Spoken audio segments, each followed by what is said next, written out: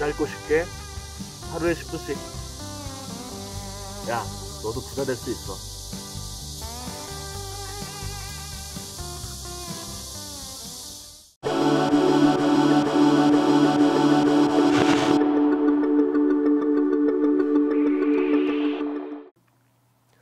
세계의 3대 투자자 중에 한 명이 피터 린치입니다. 세계 3대 투자자라고 하면은 이제 당연히 1번이 우리 1타 강사, 그렇죠? 1타 강사 워렌 버핏, 2타 강사 피터 린치, 3타 강사 조지 소로스 이렇게 말을 하는데 2타 강사 피터 린치인 이유가 뭐냐면 세계 최대 펀드, 글로벌 자금 중에서 가장 큰 규모의 자금을 굴린 펀드 매니저가 피터 린치라는 거예요.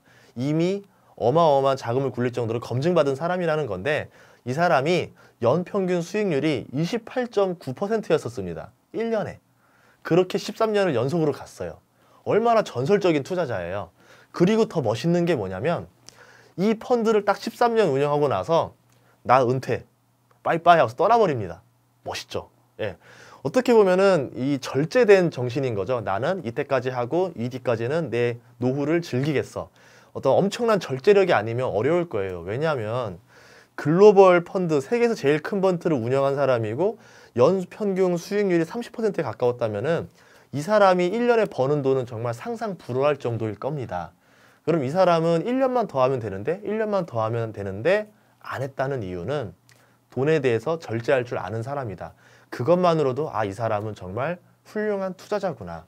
마찬가지로 1타 강사의 워렌 버핏도 아마 점심마다 뭐 이제 맥도날드를 먹는다, 검소하게 산다라고 이제 뉴스에서 많이 나오는데 훌륭한 투자자일수록 자신을 그 절제하는 능력이 상당히 강합니다. 왜냐하면 내가 막 소비하는 능력을 막 마음껏 소비하게 되면 어떻게 되냐면 절제하는 그 심리가 많이 허술해져요. 그러면 내가 투자할 때 현명한 시각으로 투자를 바라보기가 어려워집니다.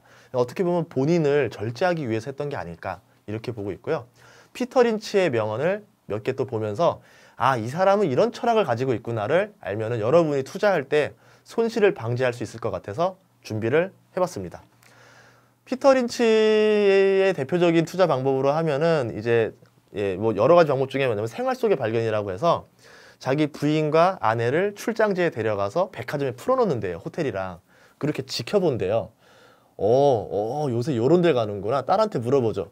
아, 요새 여기 뭐야? 이거 뭐 하는 가게야? 그러면 이러죠. 아빠 요것도 몰라? 이게 얼마나 핫한 가게인데 요새 이게 얼마나 유명한 건데 그러면은 싹 적어 놓습니다. 그리고 직원들한테 전화하죠. 요 회사 조사 좀 해봐.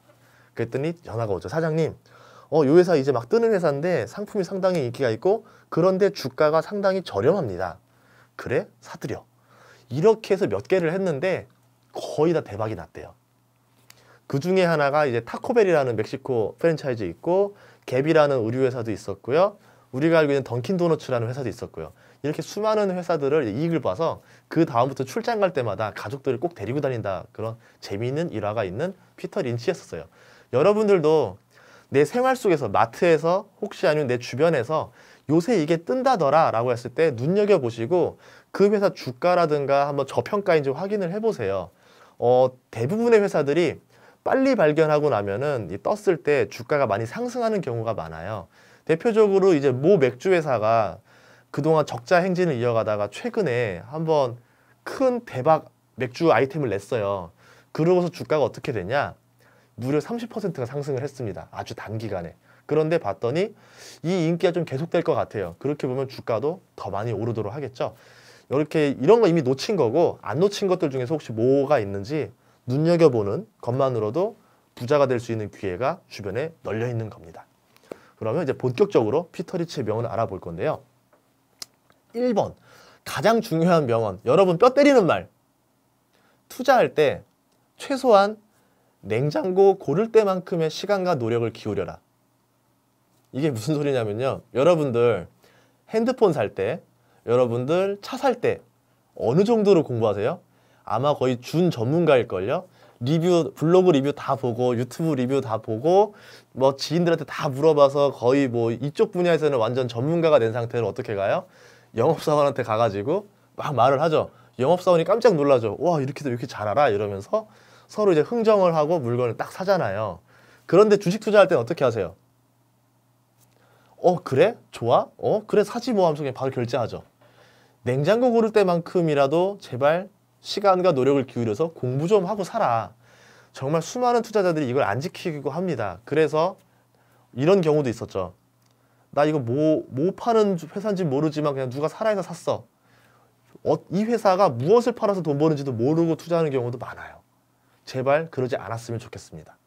두 번째, 개인이라면 집중 투자가 훨씬 효과적이다. 개인이라면. 펀드 투자자라면요. 직원들이 여러 명이 있기 때문에 뭐 100개, 200개 회사 조사할 수가 있겠죠. 하지만 개인은 직장도 있고 또 이제 내가 뭐 이렇게 조사할 수 있는 직원도 없잖아요. 나 혼자서 조사를 해야 돼요. 그리고 펀드 회사가 아니고 개인이기 때문에 회사에 전화 걸어서 뭐 회사 정보 이런 거 알려주세요라고 그러면은 회사가 당연히 알려줄 리가 없죠. 정보의 차이가 존재를 합니다. 그렇기 때문에 한 회사를 조사하는 데요. 저는 한 6개월 걸려요. 그러면 제가 1년에 조사할 수 있는 회사가 거의 2개밖에 없어요. 저도 이렇게 조사를 해서 투자를 하는데 여러분이 뭐 1년에 뭐 50개, 60개를 투자한다? 이거는 회사를 조사하고 투자한 게 아니라 그냥 대충 때려 맞히고 투자한 거겠죠. 시험 볼 때 OMR 카드 막 아무렇게나 찍어서 투자하면은 점수 잘 나오나요? 그렇게 하면 안 되겠죠. 하나를 하더라도 집중해서 투자하자. 거기서 기회가 나올 수 있다. 워렌 버핏이 했던 말도 있는데요. 내 인생에서 좋은 주식 3개만 만나면 된다. 평생에. 그러니까 초조해하지 말고 좋은 기업을 찾는데 집중해라. 이런 말을 했습니다. 어떻게 보면 1타 강사와 2타 강사가 서로 겹치는 말을 많이 했죠. 세 번째, 주가 하락에 대한 두려움 때문에 서둘러 빠져나오는 일이 없어야 한다. 내가 발견한 주식이 정말 좋은 주식인데 이 주식 정말 좋은데 왜 떨어지는지 모르겠네? 라고 할 때는 팔지 마세요. 좋은 주식이 떨어지는 이유가 있을 때는 이유를 당연히 분석하고 팔고 나오는 게 맞을 수도 있겠지만 이유 없이 떨어진다. 그 떨어지는 이유가 어이없는 이유 때문에 떨어진다. 일시적인 이유 때문에 떨어진다. 10년 이상, 20년 이상 이 기업을 봤을 때 이런 이유는 전혀 말도 안 된다라고 싶으면 버티세요. 아무리 좋은 주식도요. 좋을 때가 있고 나쁠 때가 있고 좋을 때가 있고 나쁠 때가 있는데요. 길게 봤을 때는 계속 상승을 합니다. 저는 그 그래프를 볼 때 어떻게 보냐면 그 회사의 10년 그래프를 봐요. 근데 좋은 기업들의 10년 그래프를 보면요. 대부분 다 많이 올랐지 떨어지진 않았어요. 물론 단기적으로 이렇게 오르고 떨어지면서 투자자의 마음을 힘들게 하긴 해요. 근데 그 힘듦 때문에 좋은 주식을 놓치고 빠져나오는 일은 없어야 합니다. 5번째, 종목 연구를 하지 않고 투자하는 거는 패도 안 보고 포커 치는 거와 똑같다. 워렌 버핏이 했던 얘기도 있죠. 이 회사가 뭔지도 모르고 투자하는 거는 이 씨앗이 무슨 씨앗인지도 모르고 밭에다 뿌려서 농사 짓는 거랑 똑같다. 제발 그 회사가 뭐 하는 회사인지 아주 정밀하게 조사 좀 하고 투자를 해라. 이거입니다. 6번째는 파티에서 펀드 매니저 인기가 높아지면은 팔아야 될 때다 라고 말한 거죠. 과열돼 있을 때는 팔고 나와야 된다. 반대로 펀드 매니저가 인기가 없다는 거는 이제 주식 투자를 적극적으로 해야 될 시점이다. 요새는 어떤가요? 주식 투자하는 사람들 인기 있나요? 인기 없죠? 그러면 매수할 때가 맞는 것 같긴 해요. 반대로 한창 인기가 좋을 때 어떻게 해야 되나요? 팔고 나와야 되겠죠. 파티 때 주식이 메인 이슈 매도해야 된다. 우리는 어떻게 적용하면 되냐면 점심 먹으러 나오거나 저녁 먹으러 나오거나 술집에 갔을 때나 카페 갔을 때 옆 테이블에서 주식 얘기가 들리더라. 꼭 하루에 한 번씩은 들리는 것 같더라. 그러면 무조건 나와야 될 때입니다. 과열이에요, 과열. 그런 이유가 어떻게 과학적으로 근거가 있는 이유가 뭐냐면 항상 오른다는 건 뭐냐면 누군가가 비싼 가격을 주고 사줘야 된다는 얘기예요. 그러면 비싼 가격으로 준 사람이 샀고 그 사람이 또 올라서 또 팔고 나오려면 누군가가 또 비싸게 사서 팔아줘야 되는 얘기인데 점점 시간이 가격이 오르면 오를수록 이거를 사줄 사람이 점점 부족해지겠죠. 그래서 주식시장에 그런 말이 있습니다. 할머니가 아기를 업고 뛰어와서 주식 사겠다고 막 돈다발을 내놓으면 무조건 팔고 나와야 된다. 더 이상 투자할 사람이 없을 때다. 예를 들어서 뭐 교사나 군인이 주식을 하겠다고 뛰어들면은 당연히 빠져나올 때다. 정말 그쪽 분야에 대해서 잘 모르시는 사람들까지 와서 투자하겠다라고 할 때는 이미 벌써 끝물이다. 더 이상 돈을 들고 올 사람이 없다. 당연히 그때는 빠져나와야 된다. 훌륭한 말입니다. 여섯 번째는요. 주식 투자자의 운명을 결정하는 거는 머리가 아니라 배짱이다. 의외로 똑똑한 사람들, 경제학자, 뭐 교수님들 이런 사람들이 돈을 버는 게 아닙니다. 제가 알고 있는 훌륭한 투자자들, 이제 우리 말 슈퍼겜이라고 불리는 사람들 중에는 국민학교 안 나온 사람들도 있어요. 이 사람들은 우리가 뭐라 말하냐면, 뭐 다른 말로 말하면 돈에 대한 감각이 있다, 돈 냄새를 맡는다, 사업가다, 천상 사업가다 이런 말로 칭찬을 하는데, 이 사람들의 특징은 뭐냐면 배짱이 있어요. 이 배짱이 뭐냐면 워렌 버핏이 했던 말이랑 똑같아요. 공포에 사들일 수 있고 남들이 욕심을 부릴 때 빠져나올 수 있는 절제력이 있는 사람들입니다. 머리로 이해하면 안 돼요. 이 마음으로 이해해야 돼요. 주변 사람들 시선을 이해해야 돼요. 그 대중 심리를 이해하는 게 오히려 주식 투자자에 있어서 훨씬 더 훌륭한 자산인 것 같아요. 아무리 좋은 주식도 모두가 사고 모두가 환호할 때는 빠져나올 때다. 그렇게 생각하시면 아마 투자할 때 큰 손실은 다 피해갈 수 있을 거예요. 피터 린치가 한 말 중에서 저는 아까 첫 번째 말, 최소한 냉장고 고를 때만큼 시간 노력 기울여라란 말이랑 지금 말한 이 여섯 번째 거, 그쵸? 이 여섯 번째 거, 주식 투자의 운명 결정하는 거는 배짱이다. 운명을 결정한다 그랬어요. 대박이 날지 파산할지를 결정하는 거는 배짱이다. 정말 중요한 말입니다. 일곱 번째, 많은 지식은 오히려 투자의 방해물이다. 주식 투자에 쓰이는 수학은 이미 초등학교 4학년 때 배웠다. 미국에서 초등학교 4학년에 배우는 건 구구단위예요. 나누기 정도 수준입니다. 이게 뭔 소리냐?